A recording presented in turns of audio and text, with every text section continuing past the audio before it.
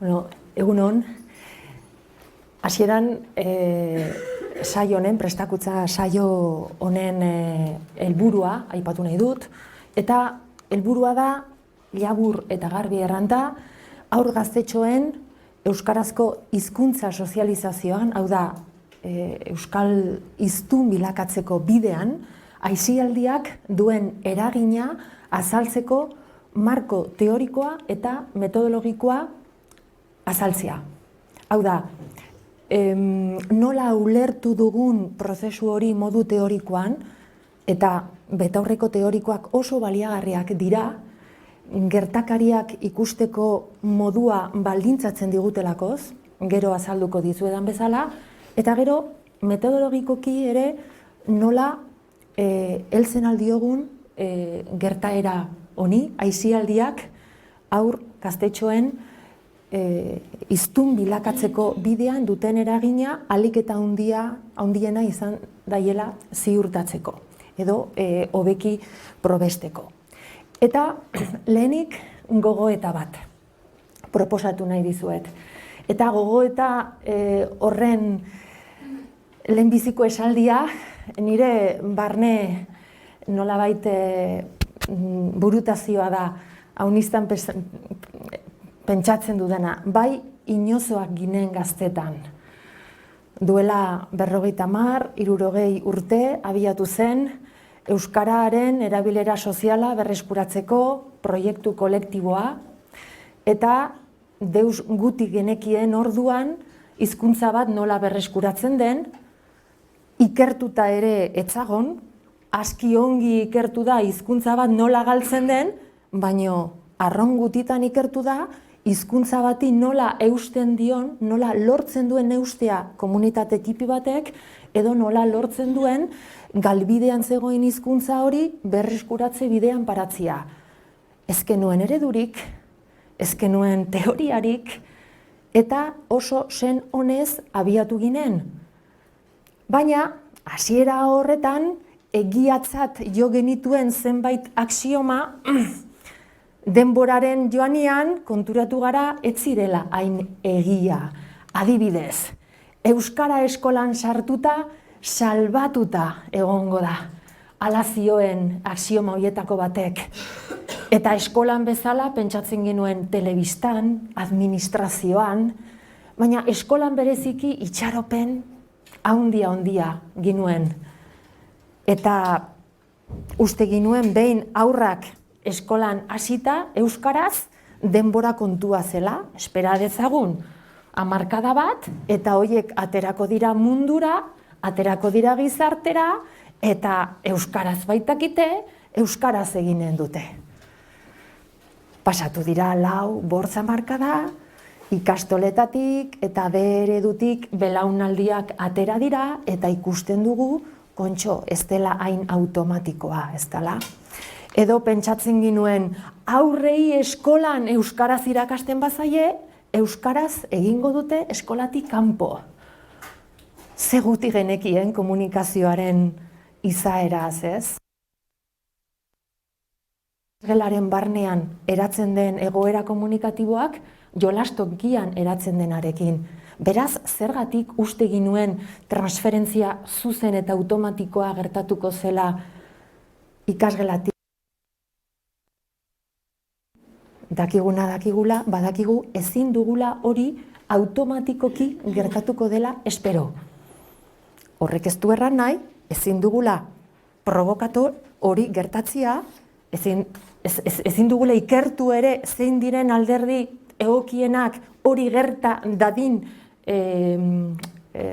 laguntzeko, eta bar. Baina hala izanen dela, euskaraz egiten baitugu hemen, ganen gara kafe hartzera, eta eginen dugu euskaraz, ez da hain automatikoki gertatzen den kontua.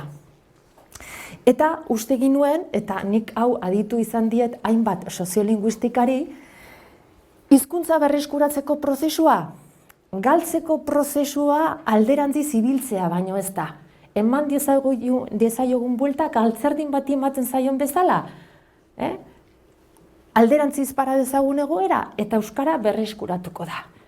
Baina kontxo, orai hemen Araban edo ni natorren tokian Nafarroan euskara hainbat familietatik, hainbat herritatik nola desagertu zen aski ongi badakigu.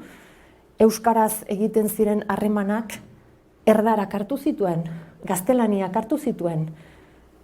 Hola joan zen, galduz, euskarak zuen indar soziala, edadura geografikoa, baina gaur egun prozesu horri buelta ematia da egin behar duguna, inolaz ere ez, anitzez ere konplexuagoa da gaur egun aintzinean dugun egoera.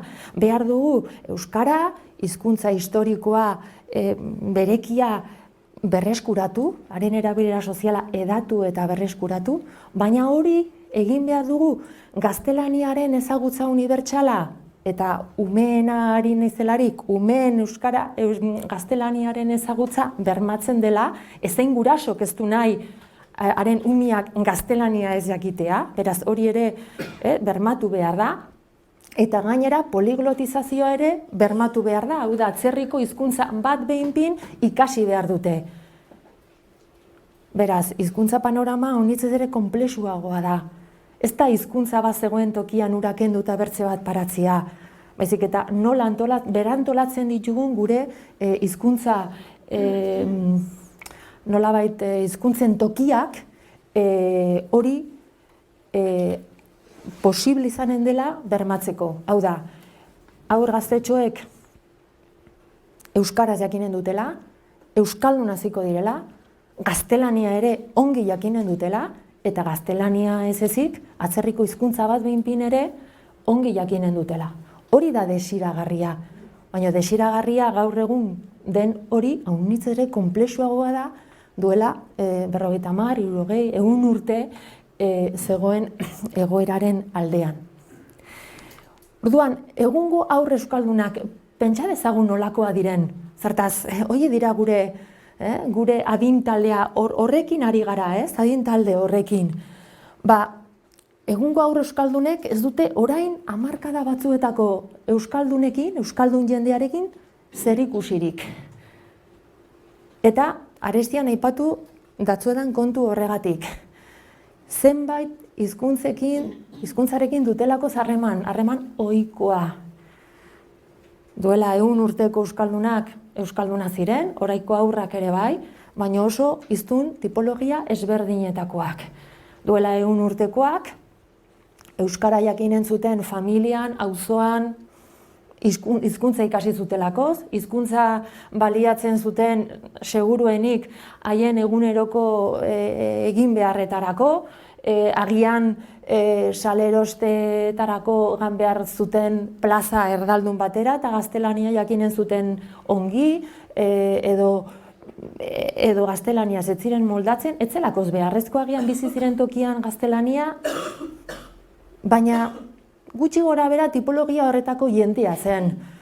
Nekazalogari lotua eta gure gizarteak ez du zer ikustekorik. Eta gure umiek duten hizkuntza tipologia ere ikaragarri aldentzen da horretatik. Euskara badakite, bai, nagusiki portzentaje batian eskola sisteman jabetuta, gaztelania badakite, eta horretaz gain, ari dira ikasten, edo dagoeneko badakite, edo jakinen dute, aurreikusgarria da, bertze atzerriko hizkuntza bat behinpin edo gehiago seguruenik, bakoitzaren bizitzaren mugimenduen arabera. Erasmus bat egitera gaten baldin bada, edo lanera gazte xamar, edo hori da errealitatea. Beraz, hiztunen kasuan, bada kontzeptu bat kontuan hartu beharrekoa. Hizkuntza tipi eta kultura txipi guzien biziraupenaren atzean egon dena, eta da autuarena. Autua da, azken batean, hiztun, eleaniztunen hizkuntza portaeren gakoa. Eta errandudan bezala, hainbat soziolinguistikarik erraten duten bezala, epe luzean hizkuntzarako ondorioak dakartzana autuarena. Autu pertsonal bat izan daiteke, guraso bat ze hizkuntzaz egiten dion umeari eo nola hasten dituen umiak, eo hiztun batek nola egiten duen bere eguneroko harremanak hurbileko jendearekin. Hori hautu pertsonalak dira. Hizkuntza batean baino gehiagotan egin ditzake, elean hiztuna delakoz, eta inguru elebidun behinpin batean bizi delakoz. Baina, hautu horiek, luzera, sekulako ondorioa dakarte hizkuntzaren bizitzarako, bizitasunerako. Beraz, gure haur gaztetxoek euskaraz eginen dute, nahi badute. Hori garbi izan behar dugu. Hautua hor dago, nahiago badute euskaraz egin. Jon Sarasuak oso poliki erraten duen bezala, euskaraz egiteak, bertze hizkuntzetan egiteak, baino zerbait gehiago ematen baldin badiete. Nolabiteko balio erantsi bat baldin badago hor. Biziarazten baldin badiete zerbait euskaraz. Eta hortan dago gakoa. Zeri lotu hizkuntza, haurtzaro, gaztaroan, ze lotura emozionalekin, ze bizipen, ze balio lotzen zaizkion hizkuntzari. Elementu horiek izan daitezke, gero hizkuntza hautuetan pisua hartzen dutenak. Guk ere, hizkuntza bat baino gehiago dakizkigu, eta hautuak egiten ditugu. Zertaz hautatzen dugu hizkuntza batian egitea eta ez bertzian? Orai, egoera ez da paradigmatikoa honetarako, nolabait egoera hizkuntzaldetik induzitua delakoz, saioa euskaraz egitea eskatu didate. Baina aterako bagina hemendik eta joanen bagina kafeto bat hartzera, hautatuko genuken hizkuntza hautu baten ondorioa da. Eta batzutan, hautua izaten da arrazoi subjektibotan oinarritua. Da, ez dakit, edo ohitu naiz, jokinekin beti euskaraz egitera, edo zurekin, eta ja, ohiturak ere gure jardueretan pisua du, azkenean, edo errasago moldatzen naiz, edo nahiago dut, ez? Orduan, arrazoi subjektibo horiek dira, azken batean, hizkuntza hautu horiek, etorkizunean gertatuko direnak, nolabait, elikatu behar direnak. Gaztaroan, haurtzaroan, eta subjektiboak izaten dire maiz. Hartu behar dugu kontuan, hizkuntza den gainean batez ere familiaren ikuspegitik, batez ere familiaren ikuspegitik ere bai, erranen nuke, badagoela ikuspegi akademizista bat, eskolako zereginei loturikoa haunitzaldiz. Eta ez dugula begibistatik galdu behar, hizkuntzaz ari garelarik, hizkuntza dela batipat baliabide bat, errekurtso bat. Zertarako? Gure behar komunikatibo guztiak asetzeko. Azkenean hori hala baldin bada, hobeki bizitzeko. Eta ideia hori ere, ez dugu begibistatik galdu behar, arlo honetan, haur gaztetxoen, euskarazko hizkuntza sozializazioaren arlo honetan. Eskola kurrikulumak ideia hori aipatzen du. Hizkuntza irakastearen helburua dela, azkenean komunikazio gaitasuna lortzea hizkuntza horren bidez. Ez dela helburu akademiko bati loturikoa. Eta alderdi informalak, kolokialak, eskolaz kanpokoa, hor agertzen da. Baina nola lantzen da hori eskolan? Ari baldin bagara informalaz, kolokialaz, eskolaz kanpokoaz. Ba hor agertzen da eta ikusiko dugun bezala eskolaz kanpoko mundu eta batez ere aisialdiaren garrantzia. Hizkuntzaz jabetzeko prozesu akademiko hori osatzen duena, aberasten duena, hizkuntzaz aritzeko ohiturak finkatzen dituena, eta azken batean beharrezkoa etxean egin den transmisio hori, familia bidezko transmisio hori, edo eskolak egin duen irakaste hori edo transmisio kultural hori sendotzeko. Erabilerak sendotuko du transmisio hori.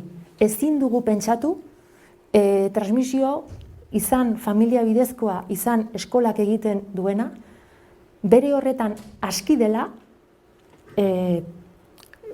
etorkizunean, hiztuna aktiboa, euskaraz eroso sentituko dena ziurtatzeko. Erabilera da, erabilera soziala, eta hortan ikusten dut aisialdiaren potentziala eta ahalmena sendotuko duena transmisio edo ikaste hori. Orai hartio, hiztunak hiztun bilakatzeko prozesua aritzeko transmisio kontzeptua erabili dugu, eta Jokin aurkezpenean azaldu duen bezala, nik ikuspegi kritiko bat ekarri nahi izan dut, arlo honetan erabili dugun kontzeptu horrekiko, kontzeptu guztiek markatzen digute realitatea modu jakin batean ikusteko moldea, ahalbidetzen digute gauza batzuk ikustea, baina bertze gauza batzuk ikusten ez digute uzten. Eredu horretan ez dutelakoz tokirik, ereduan ez daudelakoz. Eta nik uste dut teoria egokiak ere behar ditugula. Oso zen honez, lehenago aipatu dudan bezala, aritu dira hamarkadetan euskara teknikariak, hezitzaileak, haur gaztetxoen euskararen erabileraz kezka duzuen guztiok, baina horretaz gain, teoria egoki bat beharrezkoa da gure eskuhartze soziolinguistikoari koherentzia emanen diona. Hoe guztiak aritu dira, hamarkadetan teoria egoki baten babesi gabe.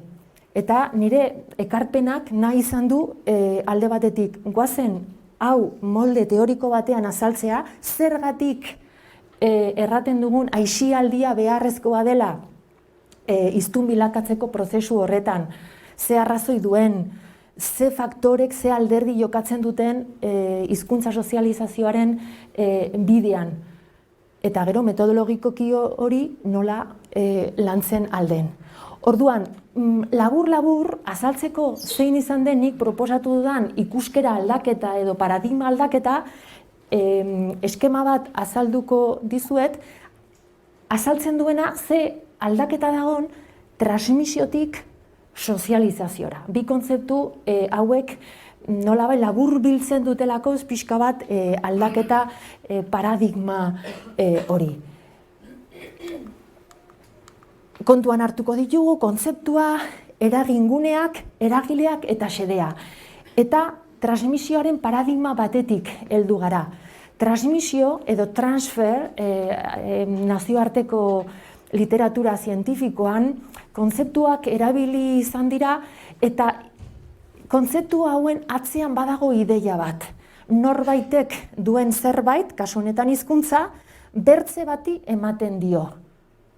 Eta hizkuntza emate hori irudikatzen da beti norazko bakarrean, goitik behera. Eta gainera irudikatzen da behekoak hartu egiten duela, jasotzaile hutsa dela. Horrela irudikatu ahal izan da hizkuntzaren transmisioa, hizkuntzaren transferentzia gure literaturan, gure soziolinguistikan eta atzerrikoan ere bai. Modelo eredu horri loturik, zein izan dira hizkuntza transmisioaren esparruak edo eraginguneak? Alde batetik etxean gertatzen da lehen sozializazioa, lehen hizkuntza sozializazioa, deitu izan dena naturala edo informala, eta eskolan gertatzen da bigarren hizkuntza sozializazioa deitu izan dena, formala, kulturala, horrela irudikatu ahal izan da. Eta gainera gure soziolinguistikan bereiz aztertzeko joera izan da. Goazen ikastera, aztertzera ongi ze gertatzen den euskara bigarren hizkuntzatzat ikasten duten ikasleen artean ze eragile jotzen duen ez dakizer, edo goazen aztertzera gurasoek, guraso euskaldunek, ze modutan ematen duten hizkuntza edo ez duten ematen beren aurrei, baina haien arteko harremanen gaineko, loturen gaineko azterketarik ez da egin usu gure soziolinguistikan. Zein dira transmisio eredu honetan eragileak? Badira gurasoak, etxean gertatzen den familia bidezko transmisio natural, informal horretan, eta irakasleak eskolan gertatzen den transmisio kultural, formal horretan. Baina beti ere euskaldunak. Eta beti ere, aipatu dudan bezala, ulertzen da, haiek ematen dutela hizkuntza, eta emate hori dela goitik bera datorren harreman linguistiko norazko bakarrekoa.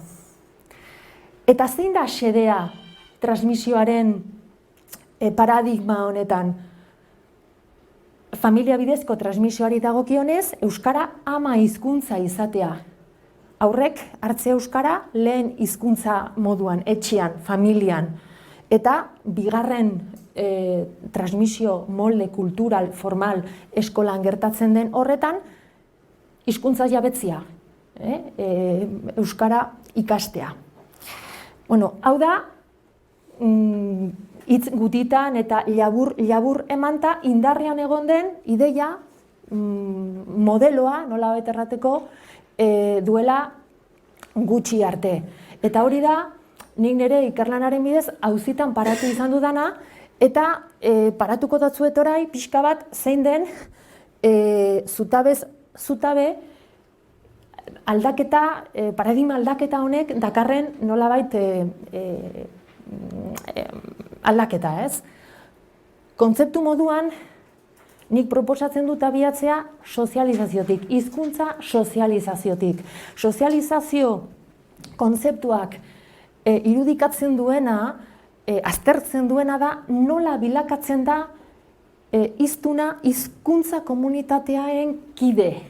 Zein da prozesu hori? Eta prozesu hori inoiz ez da bere egoera soziolinguistikotik apartekoa. Beti da kokatua, beti da baldintzatua gertatzen den tokian diren ezaugarrien aldetik. Eta interaktiboa da, hau da, elkarreragilea da. Hor, ez da ulertzen hizkuntza jasotzen duena, kasu honetan aurra, baina berdin aplika lekioke heldu hasi berriari, hau da, helduen euskalduntze prozesuan hasi den heldu bati, ez da kontuan hartzen hartzaile hori jasotzaile pasiboa denik. Ez, hizkuntza hartzen duen hori subjektu aktiboa ere bada, bere prozesuan eta bere inguruan eragiten al duena. Eta niri gertatu zitzaiten Nafarroako hizkuntza historia hurbila aztertu nuelarik, hori oso modu garbian agertu zela. Haurrak ez dira, ez gaur, ez gure historio hurbilean, historia soziolinguistiko hurbilean, jasotzaile hutsak izan hizkuntzaren inguruan. Nafarroako hainbat herritan, nik nire ikerlan etnografikoan jaso nuen bezala, hainbat familietan euskara galdu zen ez gurasoek hitz egiteari utzi ziotelakoz. Baizik eta momentu batean, ja herri horretan plazako harremanak gaztelania ziren eta eskola ere gaztelania zen, ari naiz 60-70 hamarkadaz, haur horiek heldu ziren etxera eta beti aurrek egiten duten bezala berrikuntza etxera ekartzen dute. Eta ze eraman zuten horiek etxera? Gaztelania. Eta ja gainera, haien ikaskideekin ohitura hartua gaztelaniaz egitera, maiz aldiz aurriden artean ere jarriak ja egitera etxetik kanpo gaztelaniaz, hau da nahi arreben artean, orduan aurrek ekarri zuten hizkuntza berria gaztelania etxera. Zenbait etxetan, gurasoek ez zuten auzitan paratzen gaztelania eskolan ikasi behar zutela aurrek, noski, baina etxean gaztelaniaz egitea, pentsatu ere, eta zenbait gurasok men egin zioten horri, eta erdaraz egiten zuten aurrei, segitu zieten euskaraz egiten, eta etxe horietan etzen belaunaldien arteko hizkuntza aldaketa gertatu. Baina bertze, zenbait etxetan, gurasoek men egin zieten aurrek zekarten hizkuntza berri horri, eta orduen ja, belaunaldien arteko hizkuntza harremana aldatu zen. Kasu horretan, behititik sartu zen etxera hizkuntza berria gaztelania. Baina orai, ze ari da gertatzen hainbat etxetan gurasoak ez batak ez bertzeak ez daki euskaraz eta umea dute euskaraz eskolaturik? Zer eramaten du ume horrek etxera? Euskara eramaten du. Etxe horietan ez da deus gertatzen? Etxe horietan noiz gauza gertatzen dira. Gertatzen dela da, inoiz ez ditugula aztertu. Eta gurasoiek oso rol garrantzitsua dute. Naiz eta orai hartio, ez dugun izan diskurtso osorik familia horiei ere errateko. Eta nik erraten aldatzuet, Nafarroan oso garbi dago hori, eta pentsatzen du gainerako lurraldeetan ere, neurri batean edo bertzean ere hala erran daitekeela. Euskarak ez du iraun orai hartio, euskaldun jendeak beti ume euskaldunak ezi dituelakoz. Ez ez. Euskarak iraun du orai hartio, hainbat belaunaldik, hainbat launek, euskara etxean ez ikasita ere, euskara bere egin dutelakoz, euskara ikasi, bere egin, eta gero erabaki dutelakoz hizkuntza beren txikiei ematia. Edo hizkuntza ez jakinta ere, erabaki dutelakoz beren aurrek txikitatik jakinen dutela. Orduan, errealitate hori ere pixkat hausten duena transmisioaren ideia beti gurasoen gaitasunari loturikoa eta beti nolabait hain modu naturalizatuan emanda, hori da kontzeptu honek pixkat kuestionatzen duena, auzitan paratzen duena. Eta hori horrela izanta, eraginguneak zein dira hizkuntza sozializatzeko eraginguneak? Etxea eta eskola? Bai, baina plaza ere bai. Eta edozein komunikazio egoera gizartean gertatzen dena. Hau da, gizartearen edozein komunikazio egoera har daiteke hizkuntza ikasteko aukeratzat eta hizkuntza lantzeko aukeratzat. Eta aisialdiak toki berezia du honetan. Eta bereziki haur eta gaztetxoen giza talde honi gagozkiolarik. Eta eragileak, zein dira eragileak? Gurasoak eta irakasleak beti euskaldunak bakarrik? Ez, hemen eragile aniztasuna agertzen zaiku dira gurasoak, euskaraz dakitenak eta ez dakitenak, dira irakasleak, dira hezitzaileak, da entrenatzailea, dira hedabideak neurri batean, haurrak bizi dituen egoeretan hizkuntza eragile den edozein subjektu, edozein nolabait erakunde izan daiteke eragilea alde horretatik. Eta hizkuntza harremanak, eraginak ez dira soilik goitik berakoak, norazko horretan. Hemen onartzen da, aurra ere subjektu aktiboa dela, aipatu berri datzuedan bidean. Aurrek eraginak sortzen dituzte beren inguruan. Eta ez bakarrik gora, eskerreskuin ere bai. Aitortu izan da soziolinguistikan aspaldian aurrak direla bertze aurren hizkuntza sozializatzailerik onenak.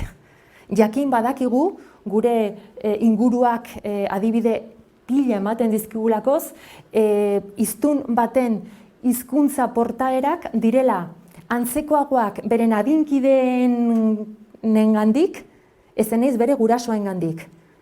gurera duela zenbait hamarkadatan Extremaduratik, Galiziatik, Andaluziatik etorri ziren familia hoietako seme alabek nola hitz egite duten? Gurasoek bezala edo bere adinkideek bezala? Bertze gauza bada, gero agian gurasoekin denok egiten dugun bezala moldatzen dugula hizkera, baina haiek hitz egite dute sozializatu diren bere adinkideek egiten duten antzera. Orduan, jakina izan da soziolinguistikoki gurasoen hizkuntza eraginera mugatua dela. Eta batez ere indarra duela hiztun bat hazten den adinkideen eragin hori. Ze harreman, ze hizkuntza harreman sortzen dituen bere belaunaldikoekin, ez? Batez ere horrek dirudi duela pisu eta eragina hiztun bilakatzeko bidean. Alde erdi hori oso onartua dena soziolinguistikaren bertze azpigai batzuetan, dialektologian edo, ez dugu ekarri gure hausnarketa honetara. Eta orduan, transmisioaz ari gara, baina familiari atxikia, gurasoen hizkuntza gaitasunari soilik begiratuta edo hizkuntza portaerei soilik begiratuta, eta gelditzen zaiku kanpoan, esploratu gabe, eskema teoriko batean kokatu gabe, mundu oso bat. Eta da, haurrak familiaren gunetik kanpo eratzen dituen harremanak, eta gainera ikusi izan den bezala oso eraginkorrak direnak hiztun horren, haur horren hizkuntza portaerak sendotzeko. Familiari eman zaio nagusitasuna eredu tradizionalean. Eta nik ez diot familiari bere garrantzia kendu nahi. Inolaz ere, familiak du garrantzia handia prozesu honetan. Baina ikusi behar ditugu bertze eragileak ere. Nik nire ikerketan Nafarroan egin nuen horretan, ikusi nuen hainbat herritan euskara galdu zela familietan, familiak bihurtu zirelakoz, azkenean, etxea bihurtu zelakoz, euskara ikasteko eta euskaraz aritzeko toki bakarra. Hau da, beti pentsatu izan dugu, familia gorde behar da, familia mantendu behar da, eta bai ados, baina familia bakarrik ezin dio eutsi hizkuntzari. Eta hori gertatzen zaio etorkin jendeari. Maiz aldiz, Errumaniatik edo ez badute eratzen komunitate txipi bat, lehengusinen arteko eta aurrak eta erdakize eta noiz behin elkartu edo, bakarrik familia, ume horiek, bai, ulertuko dute Errumaniara, edo dena delako hizkuntza gurasoek egiten baldin badiote, baina bakarrik guraso horien inputa baldin badute etxean, ikaste hori momentu batean geldituko zaio oso eskas. Eta seguraski bere hiztun ibilbidea sendotuko du bertze hizkuntza batzuei esker. Orduan, momentu batean, gertatu zen hainbat herritan, Nafarroan bezala pentsatu dut Araban ere bai, euskarak galdu zuela plazan tokia eta gizarte harremanak pasatu zirela gaztelaniaz izatera. Etxean euskara gorde zuten horiek, batzutan ez ziren iritsi, hiztun oso gizartearen arlo orotan euskaraz aritzeko gai diren hiztunak izatera. Hain zuzen ere, falta izan zitzaiolakoz sozializazioaren bertze esparruak. Orduan, etxea funtsezkoa da, baina etxea bakarrik ez da aski galtzeko prozesuan ikusi dugu, eta orain ere ikus genezake. Etxea bakarrik pentsa dezagun eskolari gabe, ingururi gabe, zer egin dezake eskola bakarrik, osea, etxea bakarrik, familia bakarrik. Zaila da. Orduan, ari gara pixka bat marrazten, sozializazioen esparrua elkar eragilea dela, eragile aniztuna dela, badire eragile haunitz, badire harreman haunitz, goitik berakoak, behitik gorakoak, eskuinekoak, ez? Eta orduan, konplexutasun handia dugu alde horretatik. Eta honen guztiaren xedea, zein izanen litzateke? Nik honela formulatu dut. Haurrek beren artean euskaraz egitea. Hau da, ez jakitean, baizik eta erabileran paratu dut xedea. Sozializazioa baldin bada, hizkuntza komunitatearen kide gaitua bihurtzeko prozesua euskaraz funtzionatzen duen modu eraginkorrean funtzionatzen duen hiztune izatea, eta errepara diezaiogun ez ume horrek zer egiten duen bere gurasoekin. Nik uste dut, eta datua oso adierazgarria da, Gasteizen egin zena 2008an uste dut, egin zen azterketa bat, hor dut erreferentziatu artikulu batean, eta orain data dantzatu zait. Ateratzen zen, haurren arteko erabilera argontapala. Hori parketan, jolastokietan egindako behaketen bidez. Eta aldiz, gurasoen eta haurren artekoa franko handia. Beraz, pentsatzen aldugu, bi erabilera mota oso ezberdin direla. Luzera begira, zein iruditzen zaizue dela soziolinguistikoki erreparatzekoa? Gurasoen eta haurren artekoa edo haurrak bere adinkideekin dituena? Ez zein da estrategikoki indartu beharrekoa? Nik ikusten dut dela haurrak bere adinkideekin egin dituen eta eginen dituen hizkuntza portaera ohitura horietan hizkuntza txertatzea. Eta batipat egoera komunikatibo ez instituzionalizatuetan. Hemen Jean-Claude Corbeil, Kanadako soziolinguista baten kontzeptua erabiltzen ari naiz. Egoera komunikatibo instituzionalizatuak izanen lirateke aldez aurretik hizkuntza erabilera ezarria duten horiek, adibidez, mintzalde hau ez. Eta aldiz, hizkuntza erabilera librea den, hau da, hiztunek konsensuz edo moduren batean hautatzen baldin badute, hori izanen litzateke ez instituzionalizatua. Adibidez, parkean haurrak hasten dira jostetan eta ze hizkuntzetan egiten duten, hori izanen litzateke egoera ez instituzionalizatua. Horietan, batipat, paratuko nuke nik xedea. Haurrek, beren arteaz, bapatean, espontaneoki euskaraz egitea. Orduan, hemen, sartuko genituzke, etxean euskara ikasi dutenak, eta etxean ez, eta gero eskolan jabetu direnak hizkuntzaz. Ez genuke bere isiko, ez genuke bazterrutziko transmisioaren xede eta azterketa tradizionalek utzi duten bezala gure familia gehienak ez dute hemen parte hartzerik. Hemen ume guztiak sartuko genituzke.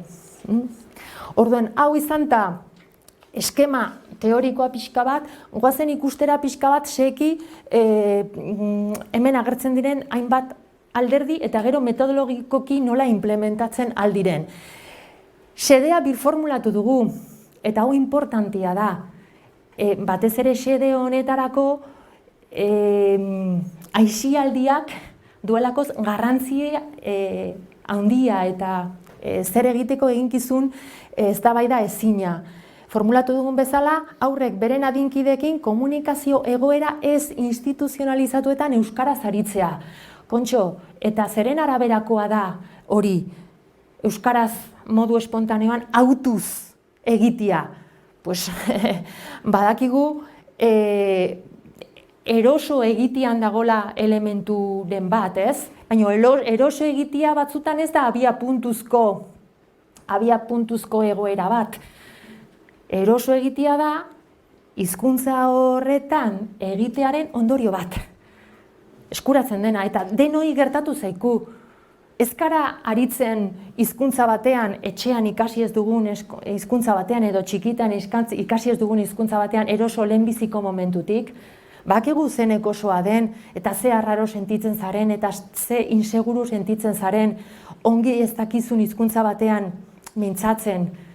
Baina momentu batean, Egitearen egitiaz eta egitearen poderio zer gertatzen da gero eta erosoago. Hizkuntzak magia hori du, eta momentu batean iristen altzara zure hizkuntza larruan sentitzea, zure larruaza linguistikoan sentitzea hizkuntza horretan.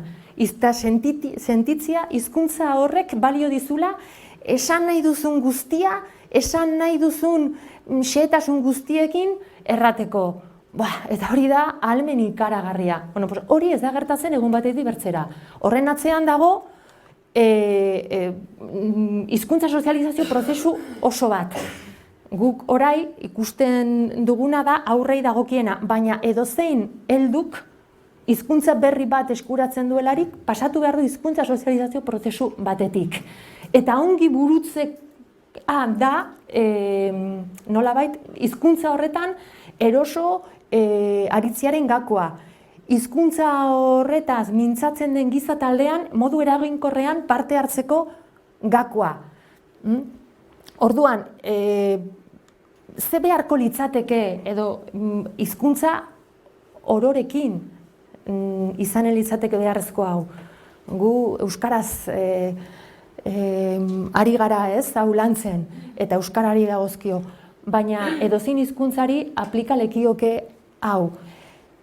Eroso sentitzera iristeko edozein hiztunek behar du euskaraz aditzeko eta aritzeko aukera kuantitatiboki nahikoa eta kualitatiboki askotarikoa.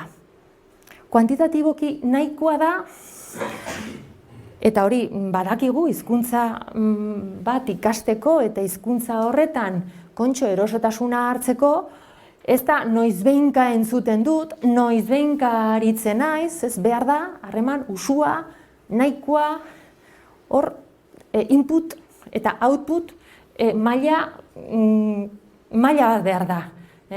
Pentsa dezakegu irakaskuntzak modu batean bermatzen duena. Mandezagun kuantitatiboki irakaskuntzak bermatzen du hori. Baina ez da hori bakarrik. Gero, kualitatiboki askotarikoa. Hau da,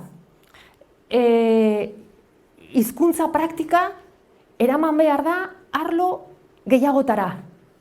Zabaldu behar da hizkuntza azken batean bizitzaren esparru, hiztun batek egite dituen esparruetara. Ez badira guzietara, batzuetara. Hau da, eskolan bakarrik gertatuko litzateke, niri gertatu zitzaidana, uste nuen ingelesa unitz nekiela, eta egun batean Londresen pub batean, kuadrilla bat, hangoa, txiste bat kontatu zuten, txiste bat zirudiena kontatu zuten, eta nik txistearen hitz guziak ulertu, eta txistea ulertu ez. Zer gertatzen da horretan? Komunikazioa konplexua da oso, batzutan bigarren esanaiak, esanai kulturalki implizituak, eta hau da, hizkuntza maila hori etzen aski nik modu eraginkorrean jokatzeko hizkuntza talde horretan. Banuen, baina nik ezin nuen ironiarik egin, segurazki enuen ulertzen ironiaik, eta hizkuntza horretarako da, xaxatzeko, erran nahi duzuna iradokitzeko, baino ez errateko hitzez-hitz, horrela aritzen gara une oro, eta horregatik gara komunikatiboki eraginkorrak. Eta badakigu jokatzen, badakigu ulertzen, eta badakigu zertaz ari garen. Bertzenaz, gertatzen zaiku ez diogula elkarri ulertzen. Orduan, horretarako, ze behar nuenik? Tabernetan edo jendartean, edo solasaldi informal eta alako ironia, txisteak, eta segurazki behar nuen hango erreferentea gehiago ezagutu, zer batzutan txisteak eta ditugu erreferente komunetan oinarrituta. Ez dakit, ezagutzen dugun telesaio baten pertsonaia edo ezagutzen dugun gertaera baten inguruan hori ez badakizu, kontxo, ez duzu harrapatzen, ez? Baina hori da komunikazioa. Eta erran dugun bezala, horretara iritsi beharko, edo iristea nahiko nahi behar genuke gure aurrak, ez? Euskara izatea haiendako baliabide oso bat, errekurtso oso bat, xaxatzeko, jolasteko, eduki akademikoak azaltzeko, maitemintzeko, denetarako, ez? Baina horretarako, orduan, nahikoa behar du, kuantitatiboki nahikoa harremana hizkuntzarekin, eta behar du anitza izan. Eta aniztasun horretan, askotarikoa izate horretan, aisialdian nik ikusten dut dugula oinarri sendoa. Hori gabe, nik ez dut irudikatzen nola familiaren eta eskolaren lana benetan sendo daitekenik gizartean, adin honetan. Adina aldatuko bagenu, erran beharko genuke lanaren esparrua. Lanaren esparrua da funtsezkoa. Hori gabe, pertsona batek 8 ordu hola ibili eta buelta ematen ditu egunero lanean. Esparru horretatik kanpo ezin da gelditu hizkuntza. Orai, erraten datuet, aisialdiaren esparrutik kanpo nik nekez ikusten dut gara daitekenik hainbat aurrendako hizkuntza sozializazio oso eta desiragarria. Orduan, euskaldunazteari eragiten diotena, pixkat eskematikoki dagoeneko erranduguna. Familiari protagonismo handia dagokio eta bere garrantzi osoa aitortu behar zaio. Transmisioa egiten alduten familien kasuan, gurasoetako batek edo biek hizkuntza dakitelakoz, hori egin dezaketelakoz, eta hori egitea funtsezkoa da hizkuntza baten bizitasunerako, baina hori egiterik ez duten familiek badute zer egin motivazioan aldetik. Aurrendako hizkuntza erabiltzeko aukerak ematearen aldetik. Eta lan horren osagarri da ikastetxeak egiten duen irakaste lana hizkuntzaz jabetzeko eta hizkuntzaren bidez hainbat gauzez jabetzeko prozesua bideratzea. Eskolak dena dela ematen duenerako. Bere lana arrontongi egiten du, baina badu batez ere muga garbia denboran. Iruditzen zaiku eskolak hartzen duela aurren bizialdi osoa ia, behin 3 urtez hasten direlarik eskolatze prozesuan, baina hasten baldin bagara zenbatzen, eta kontxo urtean 175 egun direla eskola egunak, erdia baino gutiago. Eta eskola egunak diren hoietan ez dituzte 15 ordu ematen, ez? Emate dituzte 6-7 ordu edo dena delako kopurua ikasgelan. Eta ikasgelan dauden denbora osoa ez da euskaraz, ez? Kurrikulumean badira hizkuntza gehiago. Hasten zara murrizten eta konturatzen zara haur baten, gaztetxo baten esna orduen urte batean 11-13 izan daitekela D ereduko haur baten kasuan, ikasgelan euskara rikin harremana duen denbora. Beraz, bada denbora aldetik muga garbi bat. Eta harreman hauek familiarena eta eskolarena bai batzuek, bai bertzek, nik uste dut importantea dela ulertzea elkar osatzen duten bi eragile direla. Eta familiek hori garbi izatea, eskolak osatzen du, guk egin dugun lana, eta egin dugun lana edo egiterik ez duguna. Eta eskolak osatzen du alde horretatik. Guk ezin du euskara irakatsi ez dakigulakoz, eskolak eginen du gure partez. Baina ze garrantzitsua izatea familiak aktiboak prozesu horretan, eta eskolak hori ere nolabait ikustaraztea familiei. Baina gure esparrua isialdia horren guztiaren bueltan dago. Hau da, hori dena gertatzen da komunitate batean, Gasteizen adibidez. Eta hemen diren aukerak, badira baliabide haunitz, badira aukera haunitz hizkuntza ikasteko, hizkuntza erabiltzeko, hau da, hizkuntza sozializatzeko aukerari dagozkionak. Plazan, herrian, komunitatean, hirian, bizi garen tokian. Telebista piztu eta gure etxeraino iristen diren edabideak, edo plazara atera eta ze aukerak dituen aurrak euskaraz entzuteko eta euskaraz egiteko, ludoteka baldin badago auzoan, antolatzen diren jardueretan, eta bar, eta bar. Hemen kokatuko nukenik aisialdia. Aisialdia dago hor inguruan, eta oso importantea da, bai familiek, bai eskolak, ikustea beren xede komun horretan, aurrari ematea aukera hizkuntza ongi jabetzeko eta hizkuntzan eroso sentitzera iristeko bidea egin dezan, aisialdia dela bide laguna eta konplizea, ez? Importantea da familiek eta eskolak ere ongi ikustea hori. Orain sartuko naiz ja alderdi metodologiko batzuetan, labur-labur, baina nik uste dut klabe batzuk direla kontuan hartzekoak. Alde batetik, eraginguneen, hau da, familia, eskola, plaza edo ja aisialdia paratu du, ja fokalizatzeko gure interesgunean, eragingune horien arteko loturak, sinergiak, jarraikortasuna, hori funtsezkoa da.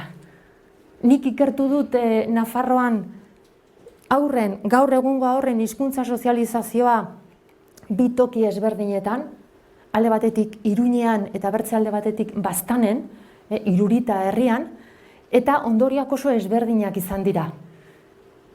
Kasu batean, Iruritan, aurrek oro har euskara gutxi asko etxean badute, gutxi asko, batzuk erabati dute etxean euskaraz, bertze batzuek guraso batekin, baina ez dago aurrik etxean deus ez duena euskaraz. Gertaziteken, gurasoek guti jakitia, baina gurasoiek jakitea euskarak behar duela toki bat etxean eta bermatzea bertze modu batez, ez? Baina halako kasurik ere ez dut aurkitu, oso toki euskalduna da. Eskolan euskaraz egiten dute, eta ume horiek gero plazan, gero jardueretan, oro har euskaraz mintzatzen zirela ikusi nuen. Hau da, ikusten nuen, bazela jarraikortasun bat, ez 100%, baina etzen gunerik euskarari gabeak.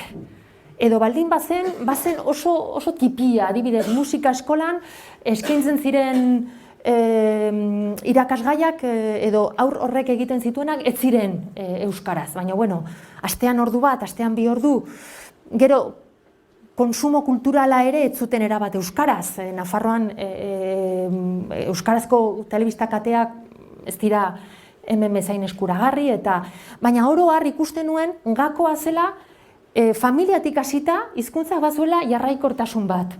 Hau da, arlo askotarikoak zituztela aurrak, guti asko euskaraz egiten segitzeko.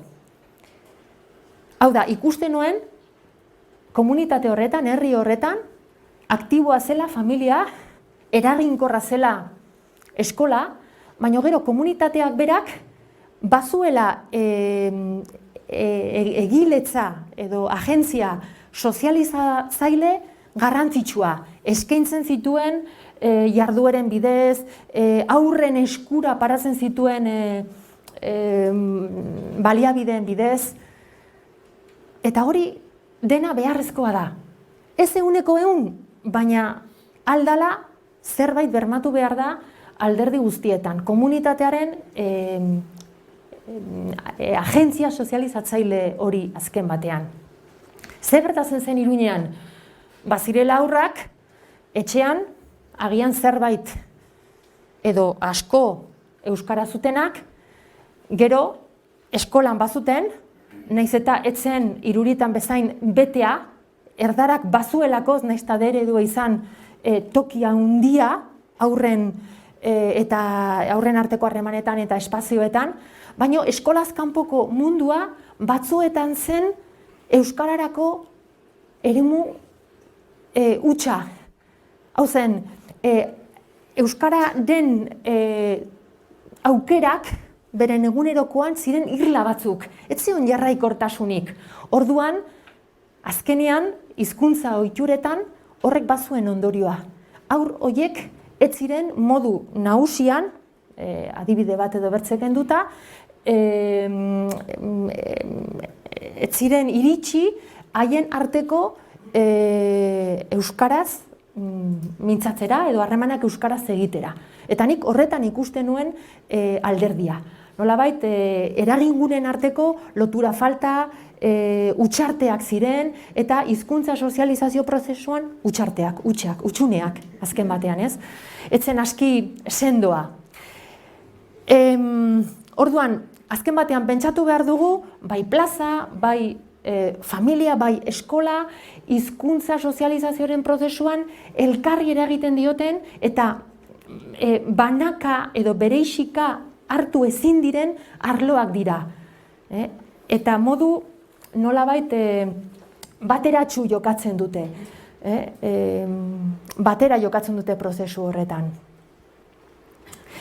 Aipatu datzudan bezala, garbi dago, bai familiak egiten duen familia bidezko transmisioa, bai eskolak egiten duen irakaste lana edo transmisio kultural hori, mamitzen dela, sendotzen dela, gauzatzen dela, gero aisialdian egiten den erabilera esparruan.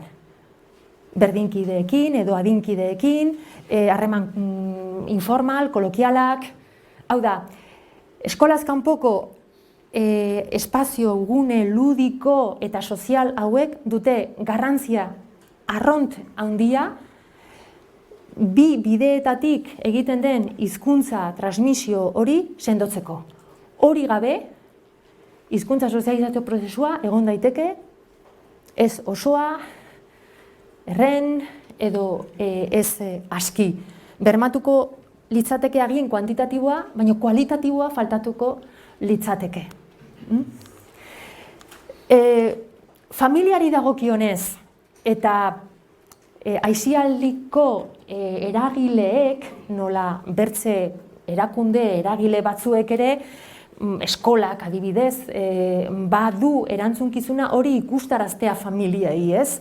Askotan familiek haurrak hiztun bilakatzeko prozesuaren gainean ideia urri eta maiz ez zuzenak izaten dituzte. Noski, gurasoak agian inoiz ez dira hausnartzen hasi prozesunen inguruan, nola ikasten den hizkuntza, ze behar den hizkuntza batean eroso aritzeko, hori zuek eta guk eta gure mundua delakoz eta gure eguneroko hausnarketa delakoz, baina hainbat jendeerendako hausnarketa hauek dira oso arrotzak. Eta ez dakite, haunitz familiak pentsatzen dute, 3 urte dituelarik aurra sartu ereduan eta denbora kontua dela. Eta ez dakit, Nafarroan dugu Volkswagen lantegi handi bat, ez? Pues kotxeak egiten diren bezala, ez? Katearen bukaeran, autoa duzu, eratua, ez? Halako metafora bat erabiliz, halako gauza bat, denbora kontua dela, prozesua segitzea baizik ez da. Eta familia horiei, familia orori pentsatzen dut, ikusarazi behar zaie, ze beharrezkoa diren eskolaz kanpoko eremua bere naurrak egiten duen hiztun bilakatzeko prozesu hori osatzeko, aberasteko eta indartzeko. Eta familiak ematen duena eta ematen ez duena osatzen aldutela bertze eragingunek, bai ikastetxeak, bai eskolaz kanpoko eremuak. Eta eskolaz kanpoko eremuaren inguruan, aisialdiaren inguruan, ze garrantzitsua den ikusaraztea familiei duen, hizkuntzan aldetik duen balio sozializatzailea. Kirola, izan irristaketa, eskubaloia, sokatira berdin zait, edo eskulanak, edo antzerkia, edo katekesia, edo musika, edo zein gauza egiten duelarik aurrak, hori landu ez ezik, hizkuntza ere lantzen duela. Eta hori esparru sozial batean, eta bertze aurrekin harremanak dituela, eta espazio hori dela oso egokia ikastetxean landu duena sendotzeko bide batez, ez? Horrela ikusiko balute edozein eskaintza aisialdiari lotua, ikuspegi horrekin, nolabait garrantzia handiagoa emanen liokete zalantzari gabe, aurra apuntatzen duten eskolaz kanpoko jardueren hizkuntzari. Baina, hauniztan, zein hizkuntzetan izaten den, ez zaila iruditzen aintzat hartzekoa. Familiek ez dute gogoeta bat egin horren inguruan, ez dute ikusten aisialdiko eskaintza dela balio sozializatzaile handia duen arloa hizkuntzaren aldetik. Eta hizkuntza ikasgelan ikasten da, eta ikasgelatik kanpo ere ikasten da. Irristaketa ere ikasten ari zara hizkuntza. Eta barneratzen ari zara hizkuntza ohiturak, egiteko ohiturak, erosotasuna eta ziurtasuna. Bertzalde batetik, aisialdiko eragilei ere ohartarazi behar zaie ze eginkizun, ze rol garrantzitsu duten aurren hizkuntza portaeretan eragiteko. Ze rol har dezakete ez bakarrik dena delako jarduera egiteko, izan kirola edo musika, baizik eta hori, espazio hori, izan daiela gainera aurren hizkuntza jabetzari lagunduko dion eta hizkuntza portaerei lagunduko dien espazioa. Hizkuntza eredugarritasunaren aldetik, nola jokatu, ze estrategia erabili aurrak erakartzeko, normalean hizkuntza aldetik komunikatiboki jarduera edo espazio instituzionalizatuak dira. Normalean hizkuntza bat erabili behar da dena delako jarduera batean, edo gure gizartean hori da normalean egiten duguna. Badakigu aldez aurretik kirola zein hizkuntzetan izanen den, edo behin teorian zein hizkuntzetan izatea aurreikusita dagon, edo musika, edo katekesia, edo ez da gauza bat, ez dakit zein hizkuntzetan izaten den. Ez normalean aldez aurretik jakiten da. Horrek ez du erran nahi, euskaraz direla diogun jarduera oro benetan euskaraz bete-betean egiten denik. Hori ere hala da. Edo ez du erran nahi euskaraz izateak aurren artean euskaraz egiteko lagungarri gertatuko zela. Ez, alde horretatik, gero ikusiko edo proposatuko datzu den bezala, zer hobetu handia dugu. Baina behinpin, importantea da aisialdiko eragilei jabearaztea horretaz. Zer eginkizun handia izan dezaketen, lantzen duten jardueraz gain, aur gaztetxoen hizkuntza portaeren inguruan. Beren jarduera izan daiela eraginkorra, portaera horiek erabilera hori areagotzeko eta haien artean euskaraz egin dezaten.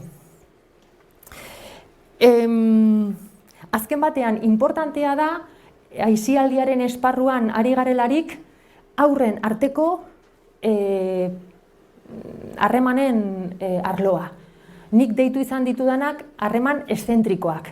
Harreman eszentrikoak dira aurrak bere familiagunetik kanpo eratzen dituenak, eta normalean bere adinkideekin egiten ditu. Anai-arrebekin dira nolabait familiagunetik hurbilenak, lengusu-lengusinak, auzolagunak, ikaskideak, kirol taldekideak. Lantzen dituen harreman horiek nire ustez funtsezkoa dira. Eta orduan, aisialdiak sendotzen alduena batez ere esparru hori da. Eginen du, normalean, jarduera gidatuak direlakoz, goiti berako, nolabait eragin baten bidez.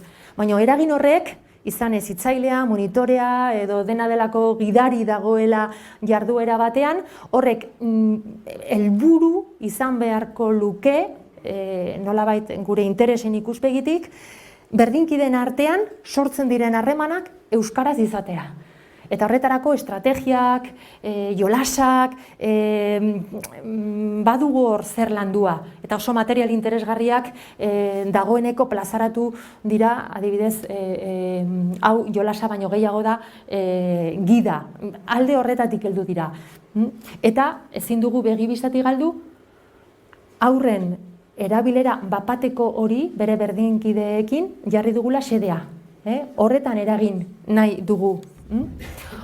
Dena dela, nahi dugu eragin haurren arteko euskarazko erabilera bapateko edo espontaneo horretan, eta gauza haunitz ez dakigu, eta aitortu behar dugu, gauza haunitz ikasi behar dugula.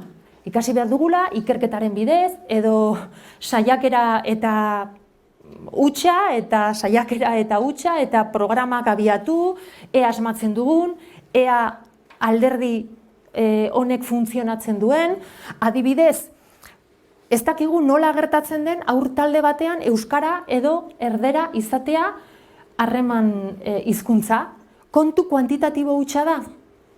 Hau da, talde batean baldin baditut haur gehiago etxe euskaldunetatik heldu direnak, badakit euskara izanen dela talde horren harreman hizkuntza. Nik maisu maistrekin eta izandako nire harremanetan, erraten diate ezetz. Ez dela kontu kuantitatiboa. Ez da kontu kuantitatiboa. Beraz, ze talde dinamika sortzen da haurren artean, nola jokatzen du lidergoaren teoriak haurren artean? Erabakitzen duena hizkuntza bat izatea eta ez bertzea taldearen harreman hizkuntza. Ez dakigu, agian ikertu beharko genuke, eo saiatu, pixkat bide horretatik gehiago jakiten. Erran dugu, ezin dugula, espero, automatikoki ikasgelan dagoen erabilera hori transferitzea jolastokira.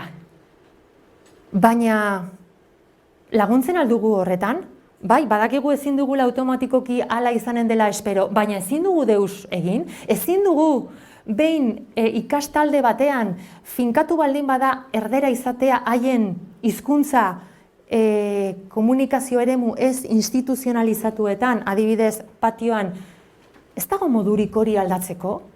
Ze modutan egin genezake hori?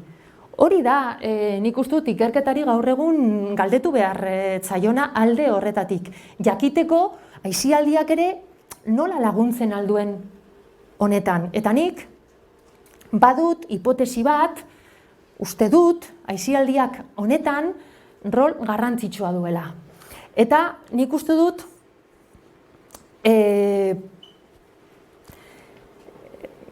aisialdiak laguntzen alduela nola beteko zubiak egiten.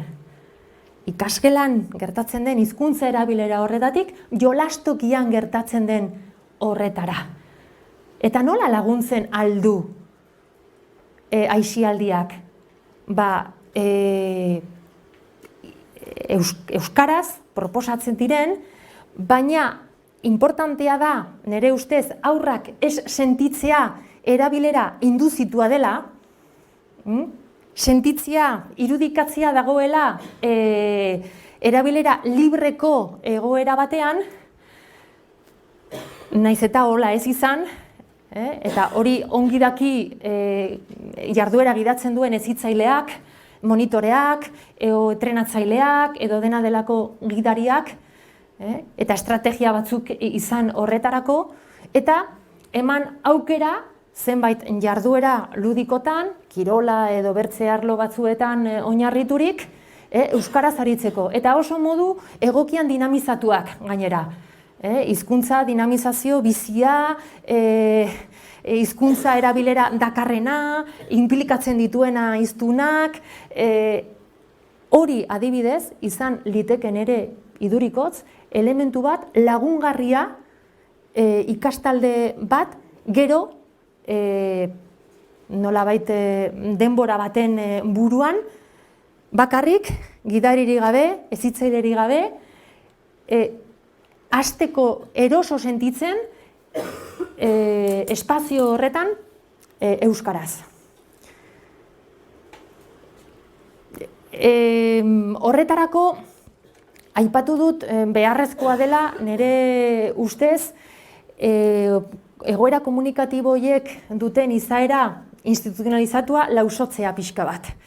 Kentzia irudia eta hori gidatua dela, hori zuzendua dela, eta irudikatzia libre dela aurra euskaraz aritzeko. Aurra dibertitzen delarik ez dio erreparatzen hizkuntzari. Dibertitzen ari bala, gozatzen ari baldin bada, aurra sartzen baldin bada jokoan, hori ja dena, hori gogoz egiten du, eta horren bidez nik uste dut badugula zer landu, zer probatu, zer saiatu, eta horri loturik ze garrantzia eman behar diogun, hezitzailei, entrenatzailei, edo dena delakoiei prestakuntzari. Prestakuntza berezitua hizkuntza estrategietan. Gaztetxoen erabilera areagotzeko edo erabilerari laguntzeko hizkuntza dinamizazioan. Eta horretan nik erranen nuke hasi berritan baizik ezkarela. Hasi gara horri garrantzia ematen eta prestakuntza arloan ere hori kontuan hartzen, baina nire ustez oso garrantzitsua da. Urtetan eman dugu denbora pentsatuz jarduera bat euskaraz baldin bada, per se, izanen dela egokia euskarazko erabilera laguntzeko. Eta eskolan gertatu izan den bezala, pentsatzen genuen ahozkotasuna lantzea zela bertzerik gabe hitz egitea. Ahozkotasuna lantzea ez da bertzerik gabe hitz egitea. Ahozkotasuna lantzea da hizkuntza idatziari lotzen dizkiogun helburu guztien xehetasun eta rigortasuna aplikatzea ahozkoari, ahozko testuen produkzioari, testu generoak eta bar. Azkeneko urtetan ohartu gara, sistematikotasun bat behar dela, eta gauza antzekoa erranen nukenik gertatzen ari dela arlo honetan. Jarduera bat euskaraz izate hutsagatik ez dugu pentsatu behar, izanen dela per se kideen arteko euskararen erabilera sustatzeko eraginkorra. Ezpada propio jarduera horren helburuetan hori dagoela. Jarduera hori gidatzen duen zitzaile edo dena delakoaren nolabait xedeetan hori ere garbi agertzen dela, eta hezitzaile monitore horrek baldin baditu estrategiak eta aski ezagutza hizkuntza dinamizazioan hori lortzeko. Orduan, nik uste dut biderkatuko liratekela jarduera horien ondorio onak aurren arteko hizkuntza erabileran. Bertzalde batetik, horri loturik, ez dakigu oraindik maiz erabiltzen ote diren hiztunen artean gertatzen diren hizkuntza egokierak laguntzeko etxetik euskaldun den horrek etxean euskara ikasi ez duen haur hori gehiago egiten. Zenbait ikastetxetan horrelako saiakerak egin izan dira, baina ez da elementu bat nik uste dut maiz modu orokorrean edo antolatuan egiten dela. Hau da, euskara gaitasun ezberdinako aurren arteko harremanak lagun diezaietela hain zuzen ere, euskara egiteko aukera gutien duten hoiei euskara gehiago egiten. Agian ez da aski elkarrekin paratzea, baizik eta agian metodologia berezi batzuk erabili beharko lirateke elkarketa horiek, interakzio, elkarreragin horiek emankorrak izateko batipat erabiltzeko aukera gutxien duen hiztun horrendako. Eta jakitzen ainaiz aipatu berri dudan ideia, ze garrantzitsua den prestakuntza, eta nik uste dut honetan aisialdiaren sektoreak ere jabetu behar duela, eta erakundeek ere nolabait agendan sartu behar dutela hezkuntzan egin den inbertsio, antolaketa, urteetako horrek behar duela eskolaz kanpoko aisialdiaren antolaketa minimo bat, edo nolabait hizkuntzaren aldetik helburuak garbi dituen plangintza minimo bat, eta hasi probatzen ea aisialdiak transferentzia hori ikasgelatik aisialdiko esparrura, plazara edo jolas tokira aldaketak transferentzia horiek egiten laguntzeko moduak, arrakastatsuak eta eraginkorrak antolatzen duen.